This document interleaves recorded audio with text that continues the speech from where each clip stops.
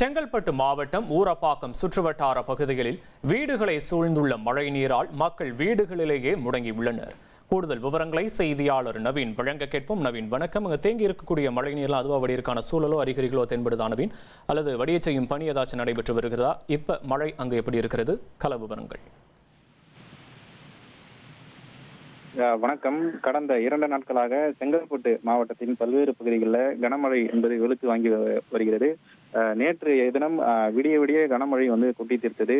இதன் காரணமாக செங்கல்பட்டு மாவட்டம் ஊரப்பாக்கம் பகுதியில் சுமார் 200க்கும் மேற்பட்ட வீடுகளை சுற்றி மழை நீர் தேங்கி இருக்கிறது. அதாவது இங்க இருக்கக்கூடிய கழிவு நீருடன் மழை நீர் கலந்து சாலையில் தேங்குவதால் பொதுமக்கள் வெளியில் செல்ல முடியாத ஒரு சூழ்நிலைக்கு தள்ளப்பட்டிருக்கிறார்கள். ஊரப்பாக்கம் ஊராட்சியில் குறிப்பாக ஜெகதீஷ் நகர், செல்வராஜ் நகர் உள்ளிட்ட பகுதிகளில் 200க்கும் மேற்பட்ட வீடுகளை சுற்றி இந்த மழை நீருடன் கழிவுநீர் கலந்து தேங்கி நிற்பதால் பொதுமக்கள் கடுமையான அவதிக்கு உள்ளாகி இருக்கிறார்கள். அத்தியாவசிய பொருட்களை வாங்குவதற்கு கூட வெளியில் செல்ல முடியாத ஒரு நிலைமைக்கு அவர்கள் தள்ளப்பட்டிருக்கிறார்கள்.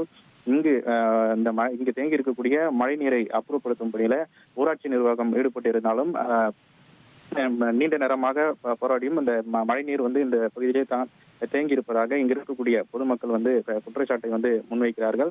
இந்த மழை மட்டுமல்லாது ஒவ்வொரு வருடமும் இந்த பகுதி கடுமையான பாதிப்பு உள்ளாகுவதாகவும் முறையான மழைநீர் வடிகால்களை அரசு அமைத்து தர வேண்டும் எனவும் அவர்கள் கோரிக்கை வைத்திருக்கிறார்கள். இங்கு தேங்கி இருக்கக்கூடிய மழை நீரில் பாம்புகள், பூச்சிகள் உள்ளிட்ட ஊர்வனவற்றை வீட்டின் உள்ளே வருவதாகவும் அவர்கள் வேதனை தெரிவித்திருக்கிறார்கள். விரைந்து இங்கு தேங்கி இருக்கக்கூடிய மழை நீரை அகற்ற வேண்டும் என அவர்கள் கோரிக்கை வைத்திருக்கிறார்கள். உங்களுடைய விவரங்களுக்கு நன்றி நவீன். இனி செல்லும் இடமெல்லாம் செய்தி. தந்தி டிவியின் வாட்ஸ்அப் சேனலை ஃபாலோ பண்ணினா செல்லருக்கும் இடமெல்லாம் செய்தி. இதோ QR கோட் இப்பவே ஸ்கேன் பண்ணுங்க, ஃபாலோ பண்ணுங்க.